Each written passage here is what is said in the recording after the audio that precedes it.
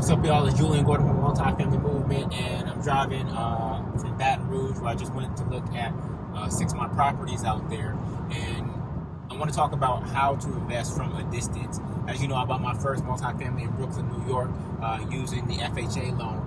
But buying another property in Brooklyn with 25% down, because the first one was only 3.5% down. 25% down in Brooklyn on $1 million property would have been $250,000. So I wanted to be a real estate investor, and I knew it would be difficult to build my portfolio in Brooklyn.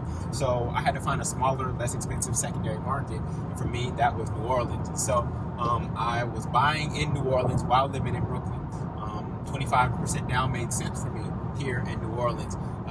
You could buy a duplex at that time for about $200,000. So that was $50,000 down to control a duplex here in New Orleans. And now that I live in New Orleans, I found another secondary, less expensive, smaller market, which is in Baton Rouge. So I go back and forth between Baton Rouge. I don't have to. The portfolio is passive. What you really need is a great property manager. You also need to have a great agent or wholesaler who is finding you deals in these particular markets in order to invest from a distance.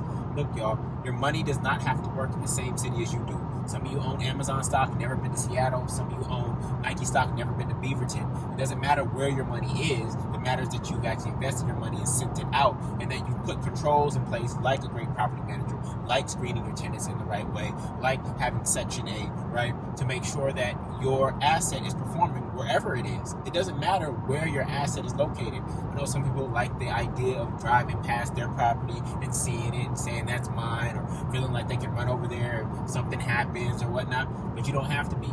A great property manager typically costs anywhere between 7 to 10%, and then the agent is going to get their commission on the actual sale of the property to you. So this is just the name of the game.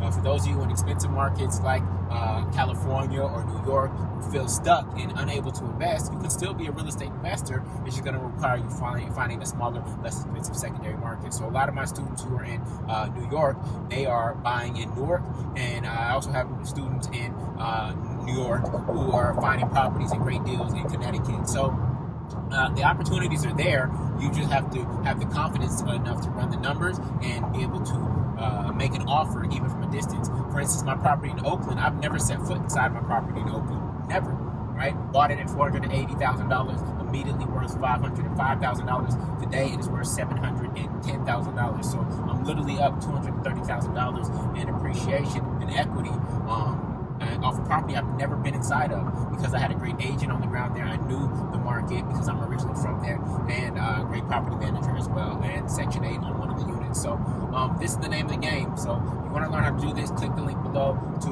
or in my bio to attend the webinar, where I'm going to show you how to invest in real estate from a distance, especially if you live in an expensive market. All right?